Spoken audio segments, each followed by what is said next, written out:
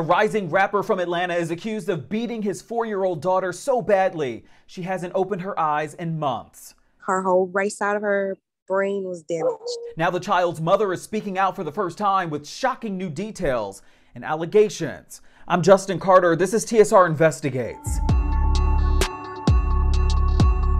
We also got our hands on this 60-page court document. Alexander allegedly told investigators that, quote, the child is a bedwetter, and when she wets the bed, he punishes her by making her do rigorous exercises with an element of physical abuse, like hitting with boxing gloves, hitting her with a belt, and hitting her with a speaker wire. The report also goes on to say that on the day that Alani was rushed to the hospital, she, quote, wet the bed, so he made her do wall planks. Then he gave her a whooping with a belt. During this whooping with the belt, the child tried to protect herself by moving a stereo speaker in front of her to block the father's actions. The father then proceeded to take the speaker wire and whoop her with that, then had her do more rigorous exercises while he drew her a bath. Moments later, he says that, quote, when he found his child was having seizure-like symptoms and appeared to be losing consciousness, he put her in the bath in an effort to revive her. When that did not work, he called 911. I was confused because I talked to Alani all the time when she was out there. I got pictures all the time from him. At the hospital, doctors found deep bruises and puncture wounds all over her body. Court records also showing that Alexander said he, quote, only became aware of the puncture wound that day and shared that he does not know how she got that puncture wound. He suggested to authorities that Alani was playing with puppies over the Thanksgiving holiday, and that's perhaps how she sustained those wounds. After questioning, Taquan Alexander was arrested and charged on felony assault on a child, aggravated mayhem, torture, and child endangerment.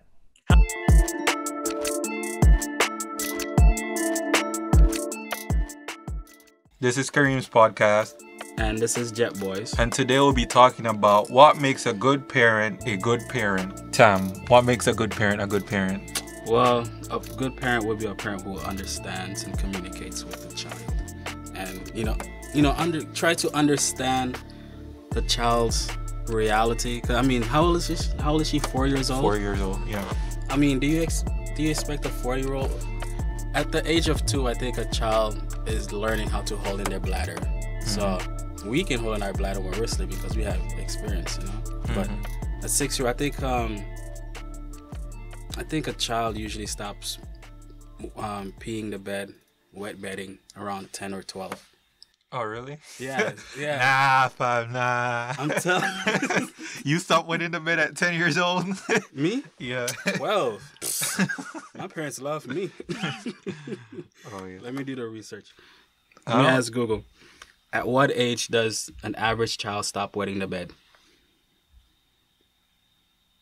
Probably like 7, 8, right? Whoa, 5 to 6 years old. See? So she had one more year left. Yeah. She did have some time left. But he had no patience whatsoever. Yeah.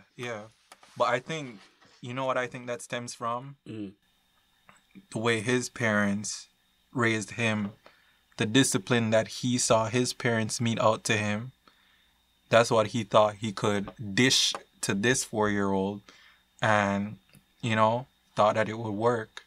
What was the mom doing this whole time? So she actually, so they're separated. She's in another state and he's in another state, and he sent her to go stay with her for a while.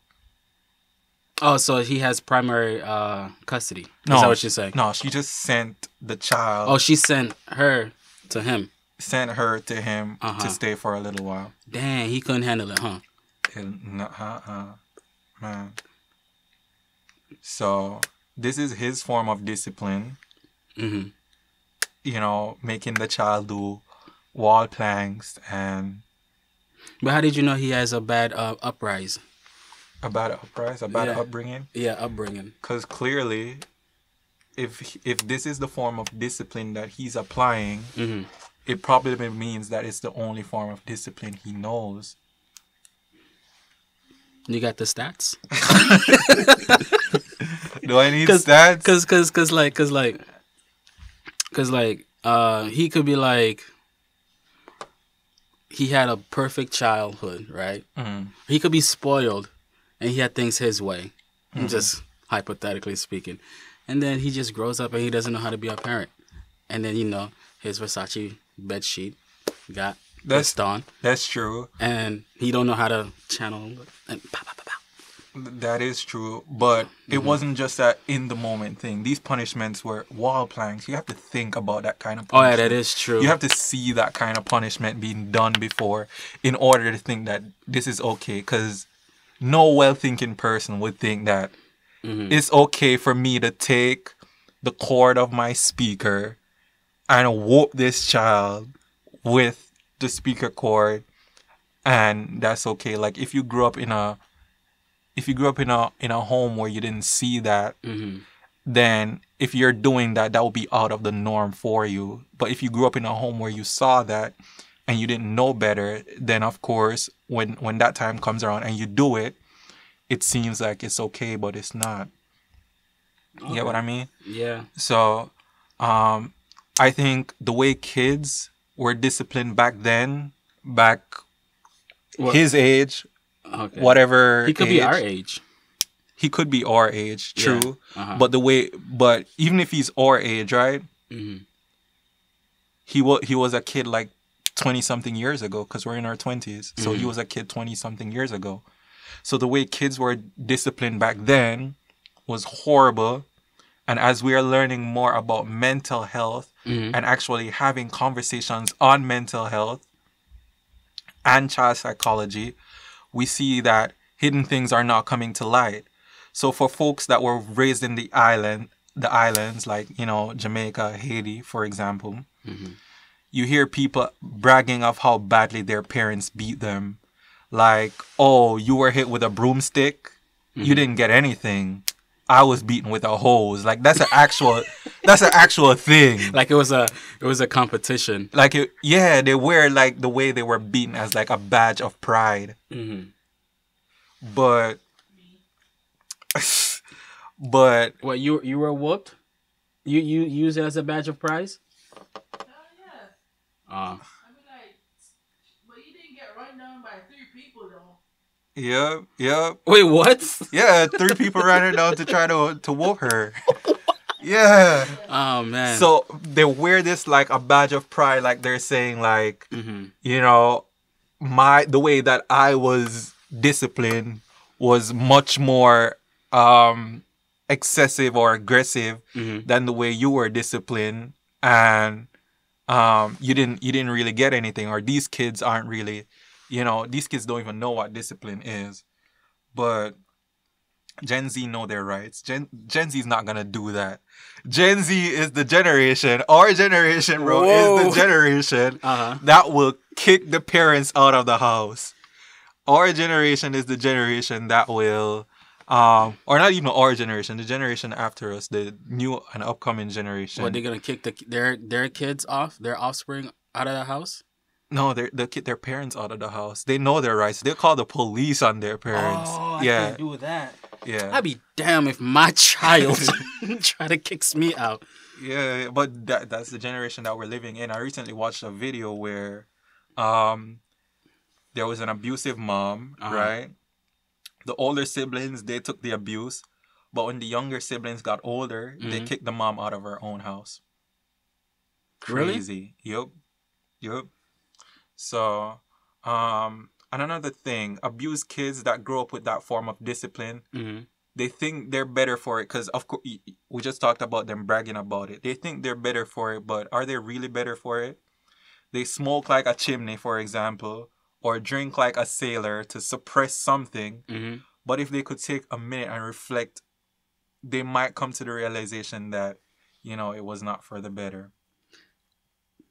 Yeah, because sometimes, what I hate the most is when like a parent would take the child and record like they're shaving their heads off. I mean, not the head, like the hair off their head. Yeah. And like, yeah, this is what you deserve. I'm like, I understand you could, discipline the child by cutting it, but you didn't got to put it on social media where I can make fun of that child, like, damn, bro.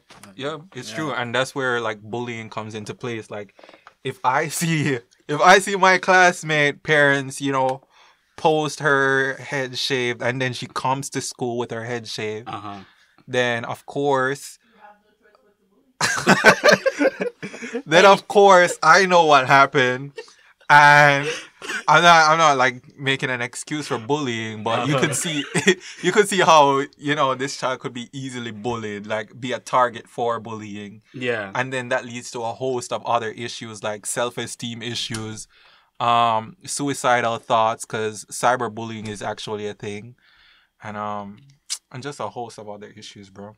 Cyberbullying. Mhm. Yeah, cyberbullying is like you can't escape. Like back in my old days before internet, if you were getting bullied in high school A, you just go to high school B and start a new life, Mhm. Yes. And then you could be like a new superhero. Really? But But now you They- get they bullied. have zoning now, right? What do you Didn't they mean? have zoning back then? What do you in mean your days? zone? Like you have to go to the school that's within your Oh, zone. you just lie you just lie. You just lie. You just like, People could get locked. I don't know how far back you go, but people could get locked up for stuff like that, right? I don't know, but I lied. Oh. I lied all my life. Are we gonna edit that out? No, I'm not gonna edit it out because all they do is they ask, "Hey, give me an FPO bill," and I just Photoshop the address. I'm like, "Here you go." Bro, are you really saying this right now? I'm saying it right now because what they gonna do? I mean, Take you're me out of back? school. Take me back to jail? Are they gonna take the education back? Yeah. Hell no. That's funny. But Yeah. yeah. So she beat him with he beat her with the cord. Mhm. He tried to mute it. So another thing is, parents might say, well, that's the form of discipline we knew, and I've heard this response from several parents. Oh, I went through this You want and I got. You want something to drink? Mm-mm. Oh. Oh, I went through this and I got over it. So they don't understand why the child can't go through the same trauma and get over it too. When in truth and in fact, these parents are still living out the trauma, even if it's not obvious to them. Oh, that happened to me last month. Okay. I was just sitting down. Uh-huh. I don't remember what it was. I was like, yo, I think I'm traumatized. I don't remember what it was. I don't know what I'm trauma. Do you remember my trauma? What's the trauma that I recently discovered?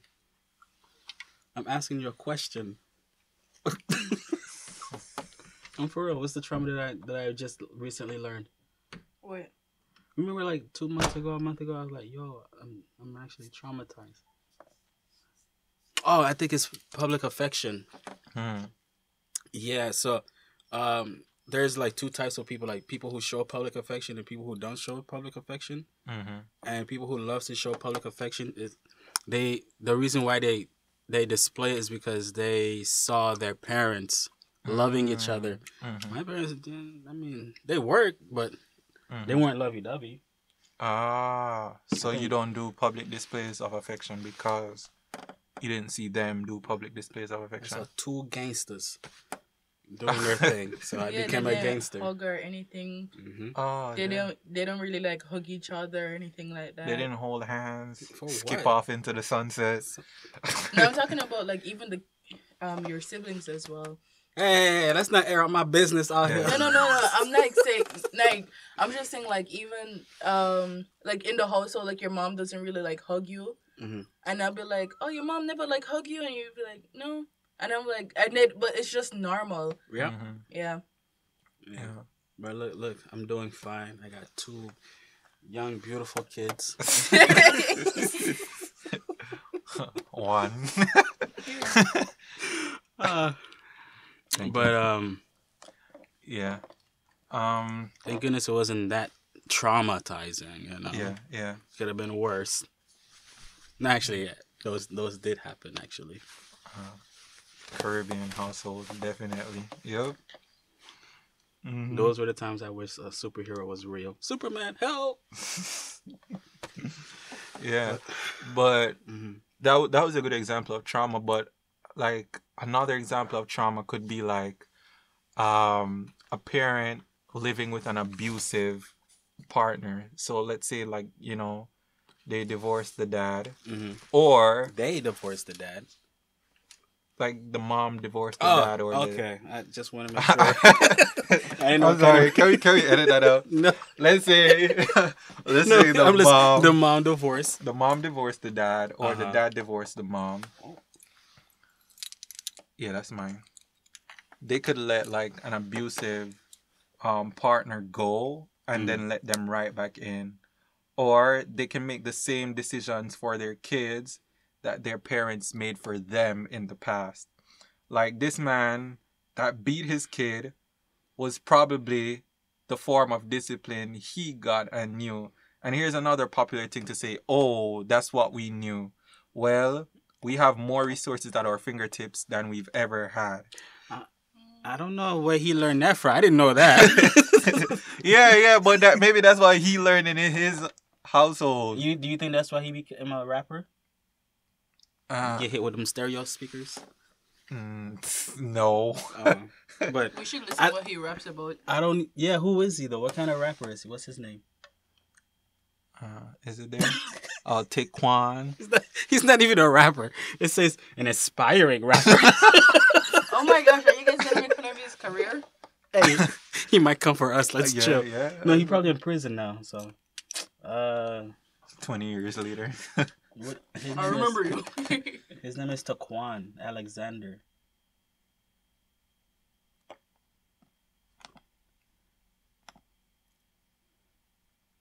Well, I mean, his rapping career is over now, but he's a ATL rapper. He caught a case for felony child abuse. He didn't even get. Yeah, I don't know. Oh, he's 25 years old, young kid. Yeah, just like us. Yeah. Live from firefighters performed CPR, then rushed the girl to a local hospital where she was. Wait, she's dead, right? Or she's still alive? No, she's still alive. Oh, thank goodness. But she's relearning how to do some stuff. Oh, rehab? Yeah, so she's relearning how to walk again and stuff like that. Do you want to hear one of his songs? Yeah, go ahead. Yeah. He wasn't gonna go anywhere with this rapping career. I'm not gonna say all of that. I'm not gonna lie. He was mumbling. But that's what the rappers do nowadays. Yeah, but it sound good. They sound good when they're mumbling though. The beat not even like good. Lil Uzi Vert when he mumbles. What does he say? Yeah. You really don't know what he's saying. He's saying body yada ya. Body yada ya. What is that? I just want to rap. Like, Body yada ya. Anyways, back to the main topic. Yes. So some of the toxic behaviors, they have to be unlearned. Mm-hmm. And one way to change is to actually acknowledge that there is toxicity there, do the research, and even seek out help. Yep. Okay. Oh, you gotta say it again. I didn't hear it. Oh, really? Yeah. So some of the toxic behaviors have to be unlearned. And one of the way to change is to actually acknowledge that there is toxicity there. Mm-hmm. Then do the research and then seek out some help. Like therapy, right? Therapy. You think therapy really helps? 100%. 100%. Yeah. Have you gone to therapy? I have gone to therapy. Oh, okay. What are you trying to say? I've gone to therapy and it helped. Because I heard some people say they went to therapy. It's probably like 1%, but I heard somebody said they went to therapy and the therapist pointed out the issues and the issue became a bigger deal because they came for like, I have this problem, right? And then when they went to therapy, the therapist said, not only do you have this problem, you also have this. And he's just like, rough. If you're not ready for the truth, I don't know. I mean, for me, I guess it depends on your maturity level. For me, it was just somebody giving me a different perspective that I needed to see. So my therapist said, hey, you are a perfectionist. Mm-hmm. You went to therapy for real? I did. Why would I lie about that? I don't know, just for the podcast. No. Yeah. Uh-huh. So hey, you're a perfectionist. Uh-huh. You don't have to be perfect. You just have to try. Mm-hmm. And that like changed my whole life. I could have told you that. Yeah. How much is it was free. It though. was free. It was Oh, free. it's free? Yeah. No yeah. wonder. Therapist ain't gonna tell him the real deal. No. But it helped so much. Like it took Mhm. so much stress off of me. I was maintaining a 4.0 GPA over a couple semesters. Don't tell me you dropped because of the therapist. Yeah, it did. This is for you. It dropped to a 3.9. I'm not gonna lie. It dropped to a 3.98, but you were sleeping better. I was sleeping better. I Uh-huh. was doing volleyball. I Mhm. was Spending more money. I was spending more money. I was having more fun. I even went on a game show. I did the craziest stuff, and I don't regret it. I'm glad somebody actually pointed it out to me, and it did help. Okay. That's all. Yeah. Every time I call, I'm so tired. Therapist says stop being a perfectionist. So, what are some of the qualities that you think makes a good parent a good parent? So one of my first quality is that they have to be adaptable. Mhm. So what I think that means is that the principles might not change, but the way we go about ensuring those principles are taught can be changed. So this guy that's beating his Mhm. 4-year-old kid for bedwetting, of course we want to stop, or we don't want our kids to be wetting the bed past a certain age. That principle won't change. Mhm. But the way we go about, achieving that that goal of helping your child to overcome bedwetting, that's what we have to be adaptable to. So he should have done the research. He probably did. We can't exclude it. He probably did. He's like, you know what? For me, a good parent is a person who has patience. He's like, I can't wait another 2-3 years for this. Mm-hmm. You know. I'm Yeah. just saying. I mean, to me, for like a good parent, you can do all the research and you can go like school for parenting, but it's all about like putting in that work to be a good parent. Mm-hmm. And on top of that, we don't even know if you really wanted to be a parent in the first place to even put in the work to be like a good dad. That's true. But we did say that there is no manual for parenting at the beginning of the podcast. Like some Yeah. people are just literally learning as they go along. Yeah, there's no instructions. Yeah. There is literally no instructions. 'Cause Yeah. what an advice a person can give you, and it sounds like it's a good advice now, and then later on you apply that advice to your child. 10 years later, you sit down. He's like, I was traumatized because he did this and this, and you thought you were being a good parent. You know, a lot of good parents Colin accidentally what? Colin Kaepernick. Who's that? We got to talk about that man. Okay. So, a lot of parents accidentally traumatize their child, but they're doing their best. Like, they probably made like wrong financial advice. I mean, wrong financial decisions, and that financial decision affected their child, and that traumatized their child. Like, Yeah, Gotcha. that's true. Gotcha. And so that's why I say you have to be adaptable, because what if you realize that this is traumatizing your child mhm. and you continue along the same path? You don't make an effort to change because that's how my mother did it. That's how my grandmother did it. So that's how I'm going to do it to get the result. That's why I say, like, one of the Generational qualities. curse. That's why I say one of the qualities of being a good parent is being adaptable. So Colin Kaepernick, right? Let me tell you, this man had his original parents didn't want him in the first place. I don't know where his dad is, but his mom gave him up for adoption. So he was adopted by 2 white couples, right? So now he As made in a woman and a man and another woman and another man? 2 white couples? what? Okay, a couple. You said 2 couples. Oh So my he- God. One couple, You know, one he couple reminds is me 2. of you. He One reminds couple me is of 2 you. persons. So One you couple. think 4 white people raising that boy? No, he said 2 couples. I'm oh like, gosh. Oh man. Anyways, a Bruh. man, a father, Uh-huh. a stepdad, and a stepmom. So he Adopted dad and adopted mom. So he wrote a book, a child's book, right? Mm-hmm. You know what's his number one complaint? What?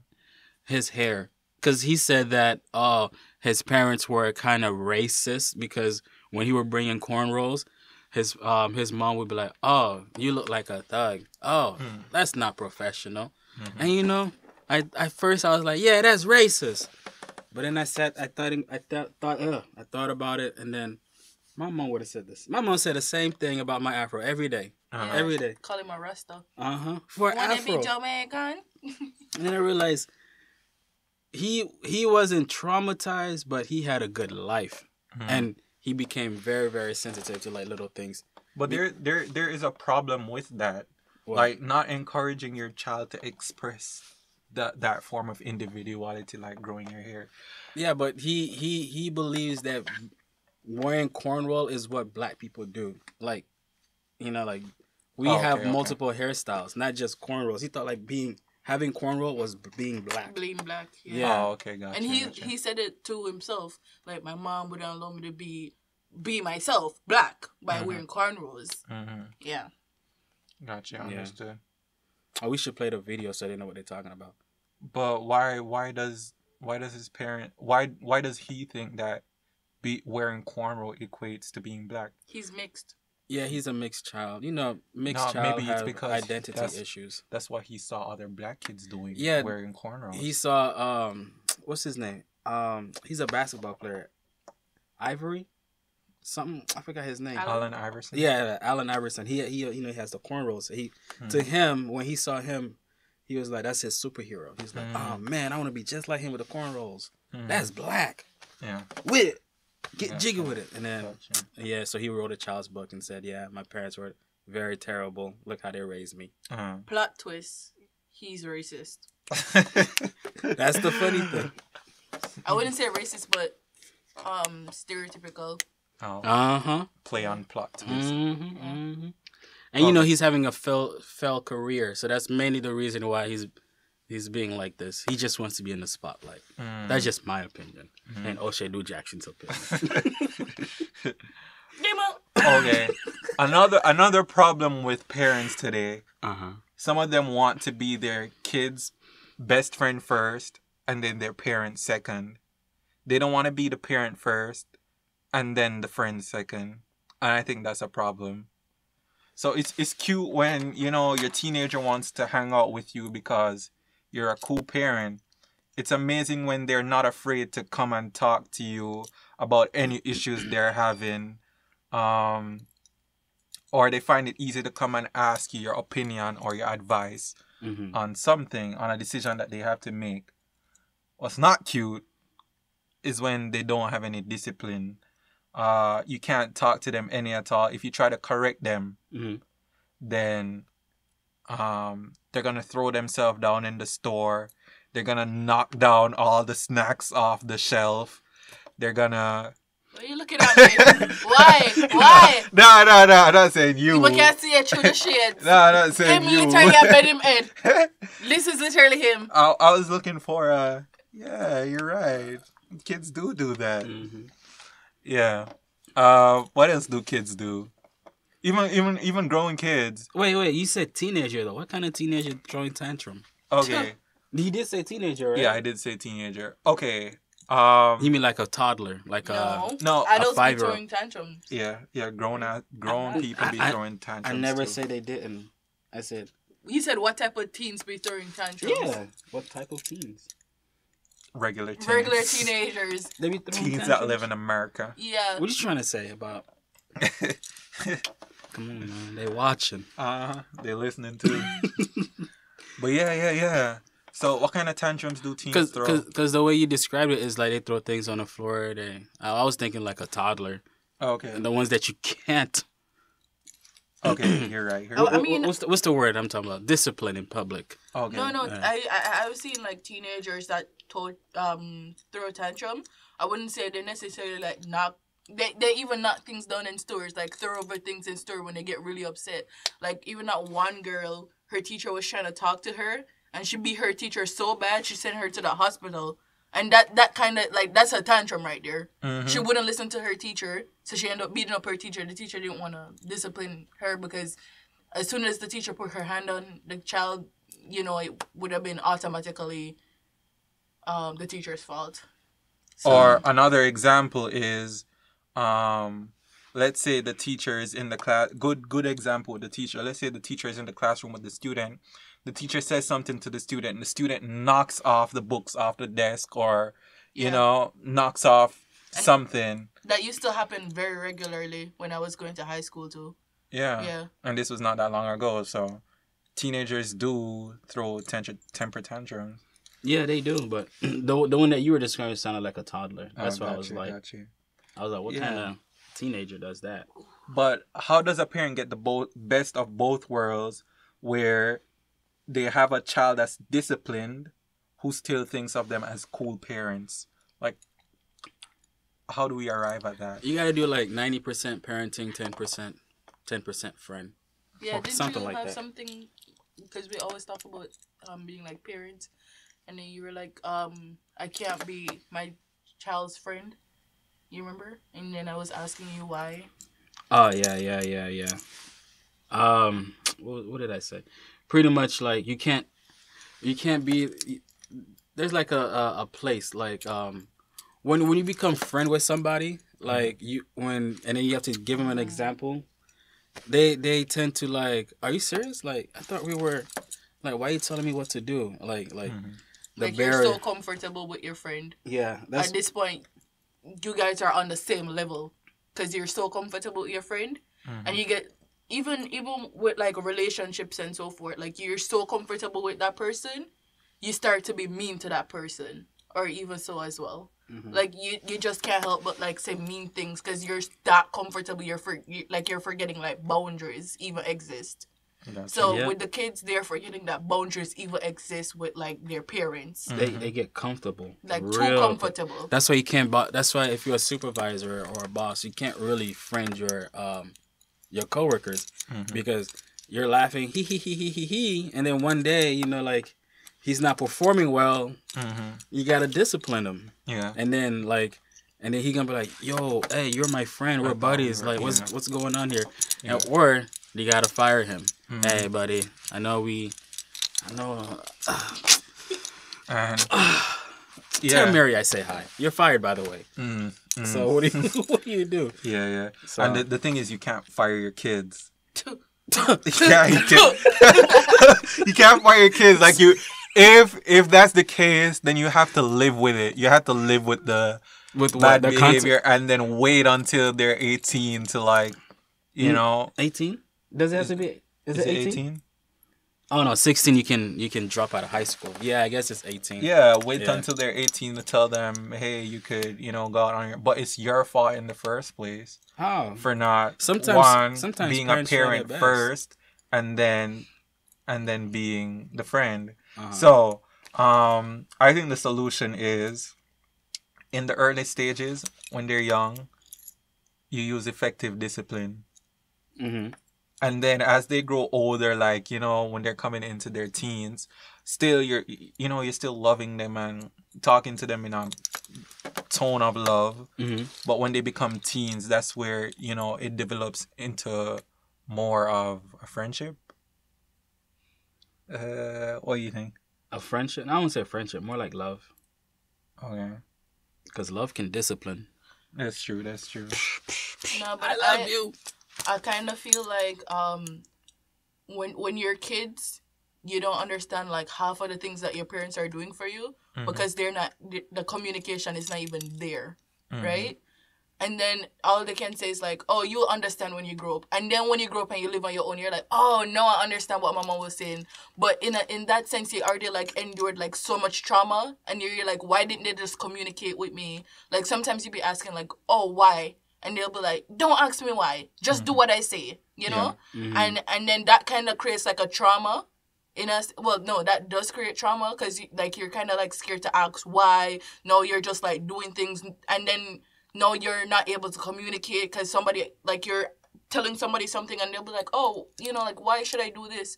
And you're like, don't ask, just do it. And I mean, I can see it because, like, sometimes, like, I be teaching you how to cook, and you be asking me, oh, why am I supposed to, like, put warm water with, like, the flour? And I'll be like, honestly, I don't even know. Just do it. Because I really don't know. I just did it, you know? And then that kind of, like, creates, like, a problem because now you don't even know how to communicate because your parents never, like, communicated with you growing up. Yeah. Yeah, I agree 100%. When I get disciplined, my parents tell me while I'm getting disciplined. Why? While I'm okay. getting it. Oh. Yeah. I told you not to go outside. And I come home and I see you going outside. But no, that's not what we're saying. No, we're saying that all my disciplines, I deserved it. I'm saying My that mom never told me why. She used to just say, you know why? And I'm like, no, I don't know why. Yeah, I'm saying she's explaining it like, you know, the why has to be there as well. Like, there has to be a reason. It's not, I told you not to go outside, whoop, and you went outside, whoop. I mean, there has to be, like, more of a why to it, like. I was, at the time, I was underage. Oh, okay. You can't leave a child unattended if they're younger than 12. So I knew the reason why. Oh, okay. But I want to hang out with my friends. In her example, it might be a situation where she didn't know the reason why. Oh, her? Yeah. I don't know if you want people to know who you are. No. Jaquan. Stassi. Jaquanda. Another thing. I think another character of a good parent is being supportive. Yeah. Kind of in the middle. You know the most critical stage in a child's life, in a human life, is from the age of 2 to 4.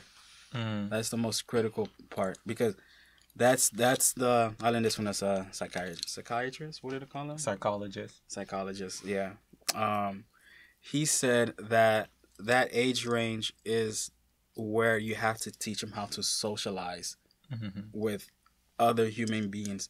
Because if you miss that critical point, it doesn't matter what you do afterward. If that child was never like, that's why you have to take them to the playground, take them, have them have friends their own age, teach them how to socialize and whatnot. Because after that age, if you never introduce them, it's gonna be like a downfall from there. Yeah, I could see that. Yeah, they'll be socially awkward, all their lives. And I also learned that a father isn't needed in the early stage. Oh, really? Yeah, because the early stage of the child, they need nurturing, care, feeding, warmth, and all that mumbo jumbo. But once they become a teenager, that's when they start, like, the hormones kicks in, and they start riling up. So you're saying that is needed when the child becomes a teenager? Yeah, because that's when... not needed before? No, because the dad is usually the person that puts the discipline, like the masculine energy, to like, hey, don't do that. Because if your mom tells you to do something... I don't agree. You don't agree? I think a child needs both their parents. I mean, they need both their parents, but they need the mom the most because the mom the mom does most of the nurturing, and that you need nurturing in the beginning of your life. Oh, Dad could do nurturing too. That's like saying the mom could also be a dad. No, yes, it is. It's the same thing. You like what is nurturing? I think once we define nurturing, go Google it. Okay. He wants to be so difficult on this podcast. What? Oh, I want to be accurate. I want to be right. Care for and encourage the growth or development of. Father can care for and encourage the growth. A mom has like a more feminine energy when it comes to nurturing. A dad can still nurture, but what we're saying is in a household, there's like a set. I would say like there's like a set of role in a household in order for the household to like be stable. So say for example, the mom has like a more of a nurturing sense, right, in the household, and it's like yin yang, like you know, like in order for the household to be stable, you have to have like the feminine nature energy, and then you have like the masculine discipline energy. And at the same time, the mom can still discipline and the dad can still like be nurturing. That's what I agree with. But the mom is more than the dad. I agree with that. Yeah, 100%. I agree with that. Okay. I wasn't even listening. No, that was good. That was actually good.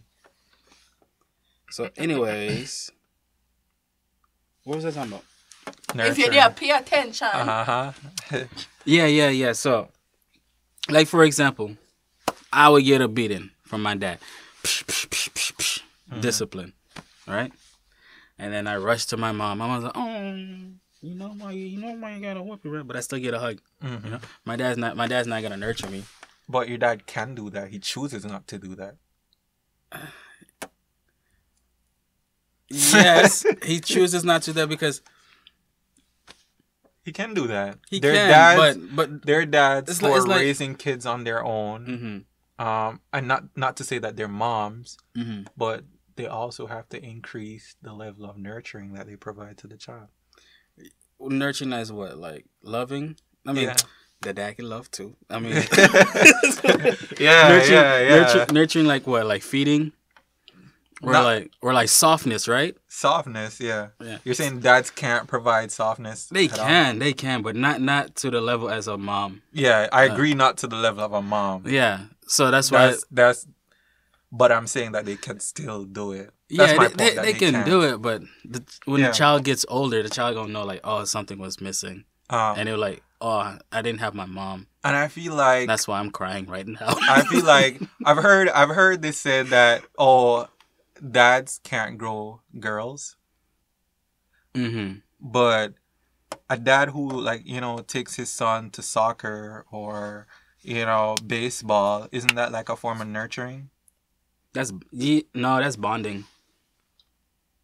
Doesn't bonding fall somewhere within the scopes of nurturing? It's different. Nurturing is like because even with breastfeeding, they consider that nurturing, and that's still a bonding process. Yeah, it is a bonding, but I agree with Kareem. I'm not gonna lie, because the dad is. Because, say, for example, the son, loves soccer or football. And the dad is, taking his time out of the day to take the son to, soccer or football, right? And he's, in the crowds, being there for his son. That to me, is nurturing. Because it's, you're loving and supporting your kid. Yeah, but that's... I don't know how to explain it. That's a different type of nurturing. But it's still nurturing, though. That's, supporting the child.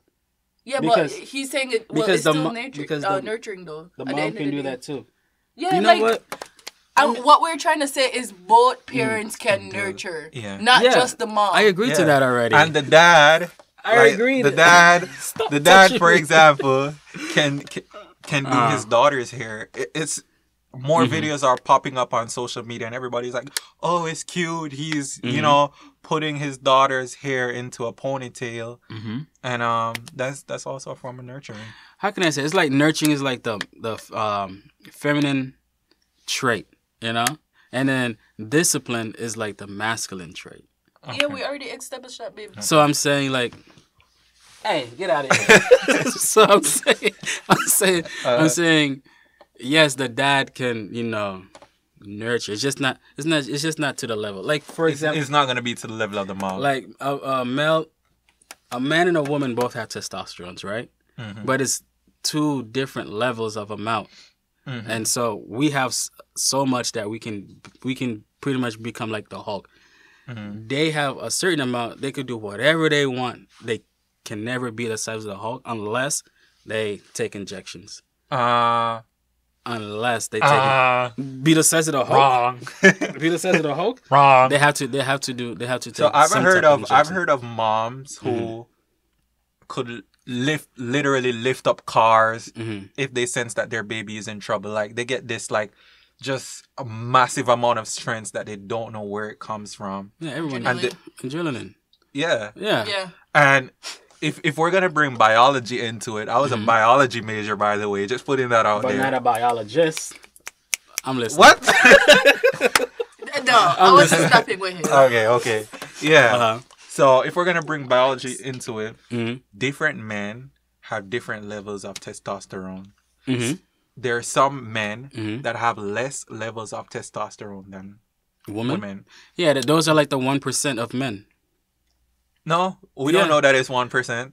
Do you? Do you know the percentage? I literally just said we don't know that it's 1%. Do you know the percentage? I don't. He just. Oh man! Oh my gosh, you're a Karen. You can just be saying things like that without facts, man. Let me pull up Google real quick. But the fact still remains that different men have different levels of testosterone. Yes, that's true. But that percentage is so low. It's insignificant. What percentage is low? What percentage of men have lower testosterone than women? I know it's 50%. That would be embarrassing. Not even sure. Just lock your phone if you find out the real answer. I know, right? If I knew this conversation was gonna get this deep, boy. What would I do? What percentage of men have lower testosterone than a woman? Yeah, it's not finding it though. Because, like he said, we do not know the percentage. I know it. I just can't bring it. Let me see.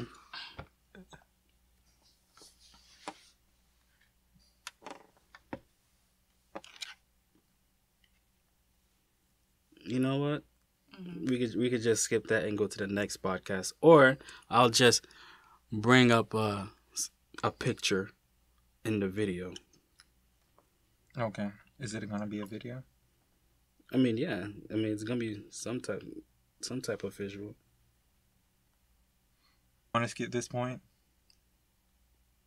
No, you could talk, and then I'm gonna do my research. Okay, you can do your research after the video, and then add that to the video. So another point I want to play is that different parenting styles have different impacts on kids. Can we actually play another video? Yeah.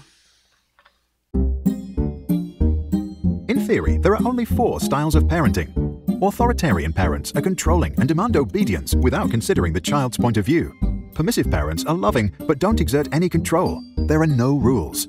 Authoritative parents are firm but loving. They encourage independence within limits. Neglecting parents are uninvolved and often uninterested in their own child.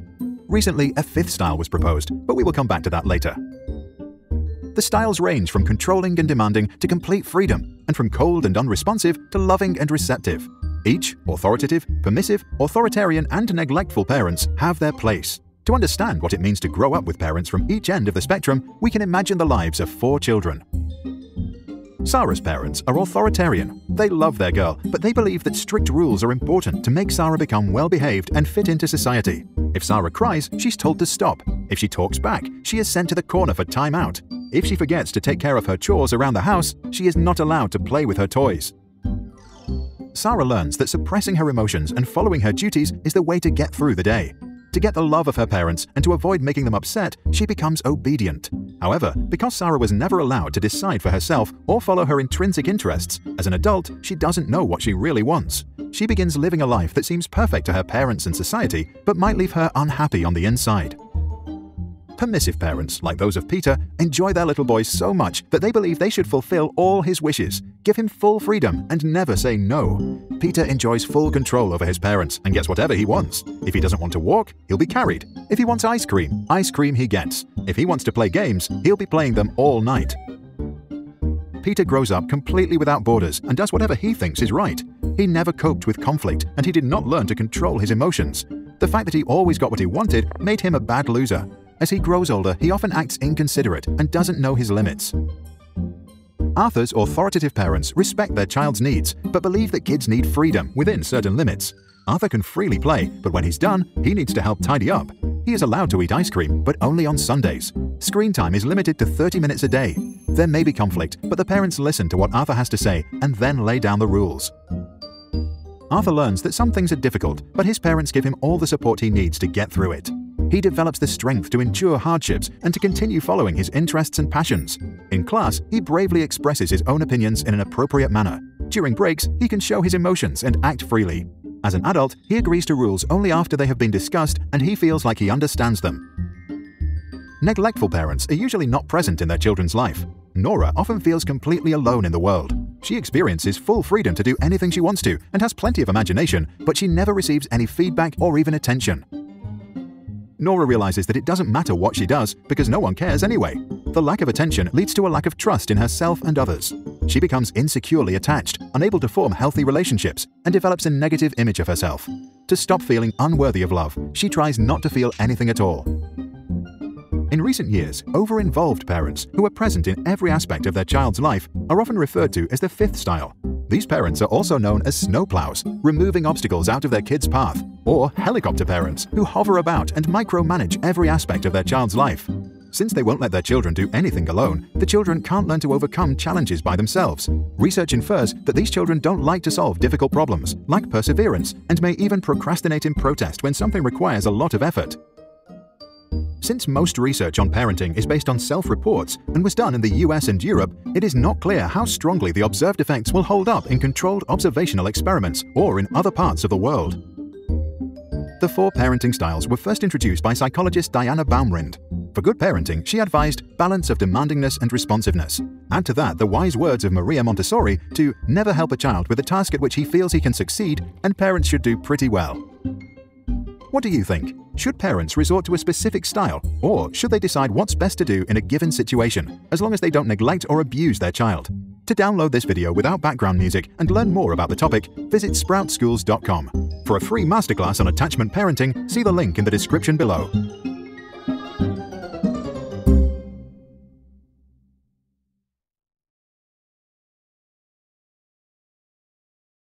Sprouts videos are published under the Creative Commons license. That means our videos are free and anyone can download, edit, and play them for personal use. And public schools, governments, and nonprofit organizations can also use them for training, online courses, or designing new curriculums.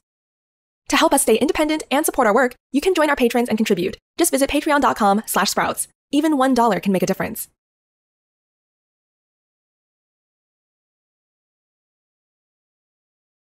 All right, so we just watched 5 parenting styles and their effective on life. Their effects on life. Their effects on life. Can't read sometimes. So, you said what? So we know the 5 parenting styles: authoritative, permissive, authoritarian, and neglectful. Mm-hmm. And then they're saying there's a 5th style, over-involved. Over-involved. I think my parenting style was authoritarian. And the reason why I said that was my mom allowed me to do stuff, but it was within a certain boundary.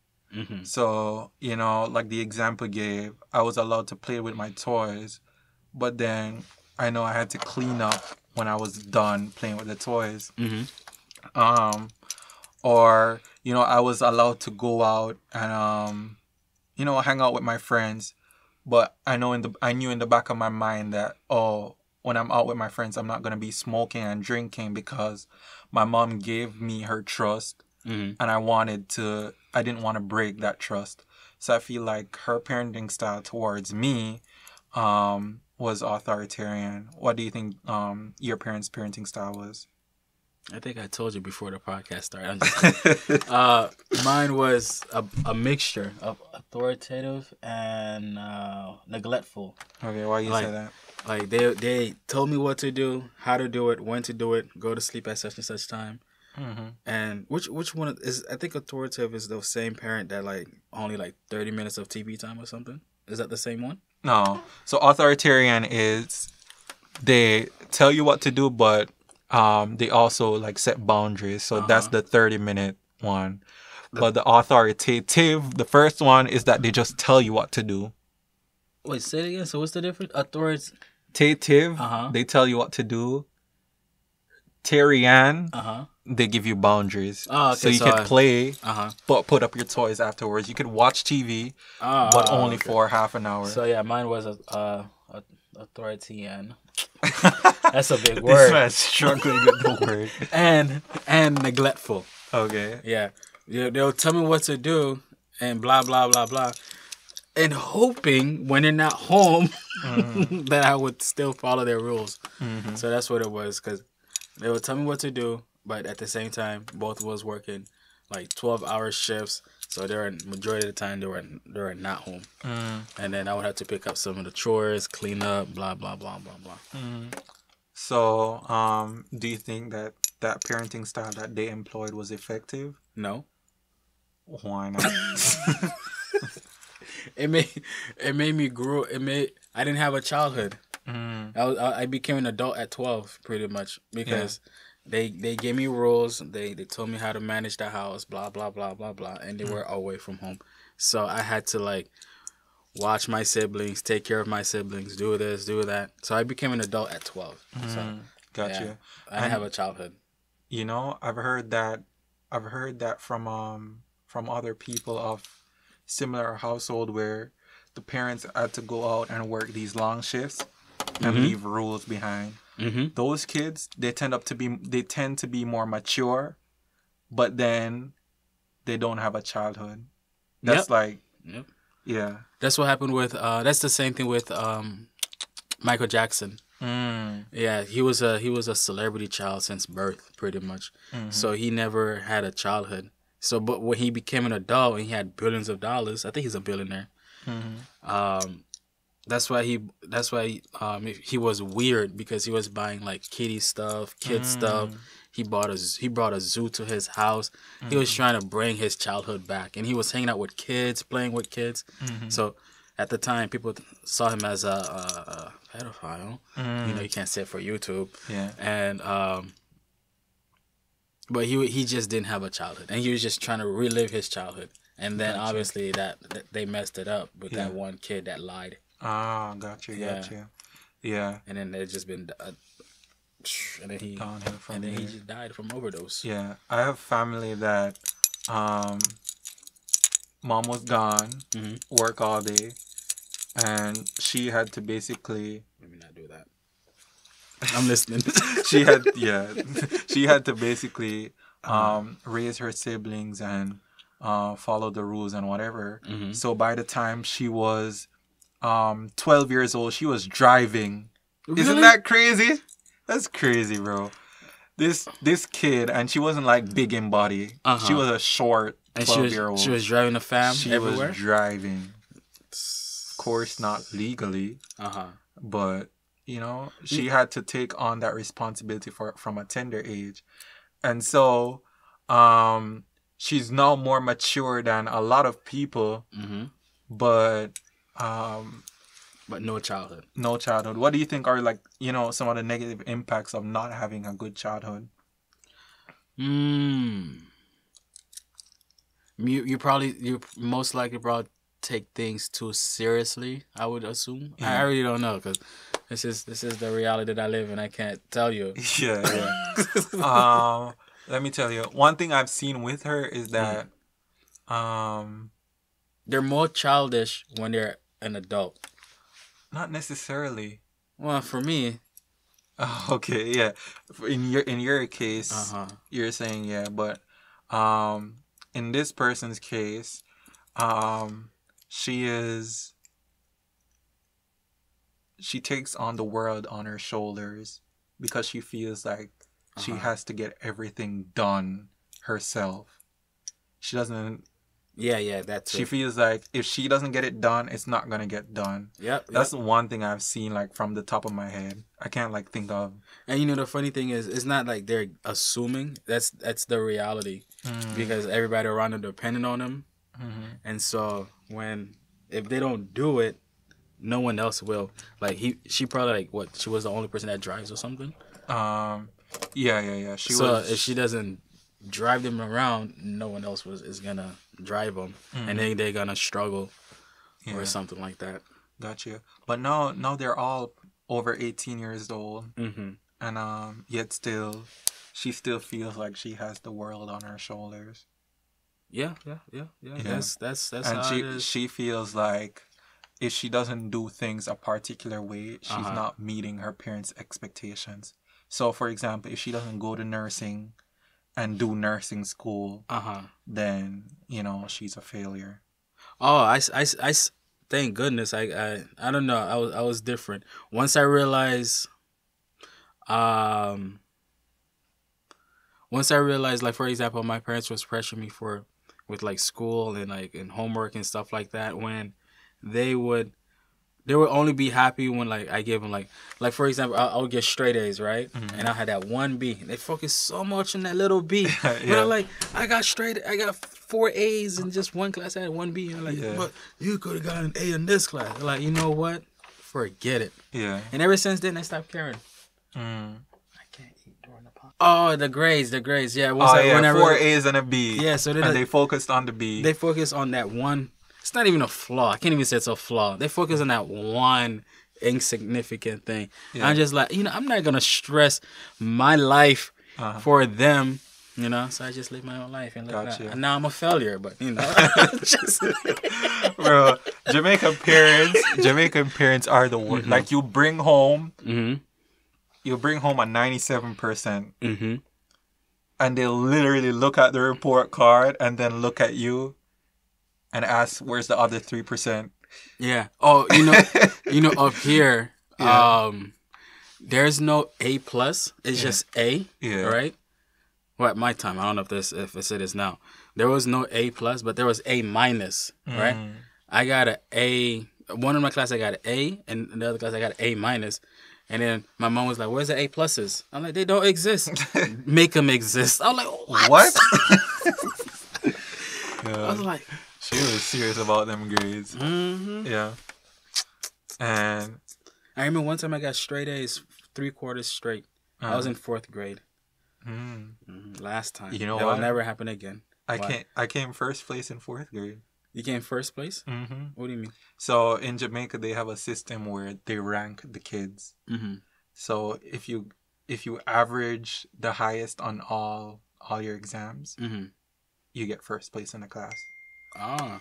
Well, I was saying, like, I got straight A's like 75% of the year. Oh. All right, guys, this is episode 1 of Good Parenting / Bad Parenting. What's the title? What makes a parent a good parent? We've gone into detail of about parenting styles and our own personal experience with our parents. If you'd like to leave a comment, can they leave comments? I mean, yeah, I'm not gonna block the comment section. Well, maybe I don't want to hear their opinion. What do you know about parenting? Then we're not blocking the comment section, so feel free to comment. Thank you guys so much for listening to us. We enjoyed talking with you, and just speaking on this very important issue, because people will literally go to med school for 10 years to be a doctor, but there is no drive or passion. No what? There is no training period for parents. Some people, they just jump right into it. And it's one of the most important jobs. It's more important than being a doctor. It's more important than being a nurse. Excuse you? No, seriously. Can you imagine? You might be growing a serial killer. You might be raising a rapist. You might be raising... you might be raising the next Albert Einstein. It is the single most important job in the world. And we don't take any time to prepare our parents for that job. That's all I'm saying. Well, it's 2023. We're going to start here. We're going to start there. Hey, they're taking mental illness, right? Mental health seriously now. So back then, parents are like, what? You had a roof over your head. You had this. You had food. You had drinks. What mental illness? But yeah, Ma, you forgot that you beat me between meals. Yeah. But all right, this is it. So it was good talking to you guys, and we'll catch you in the other podcast. Peace. Kareem Podcast. Jet Boys. We out. Out.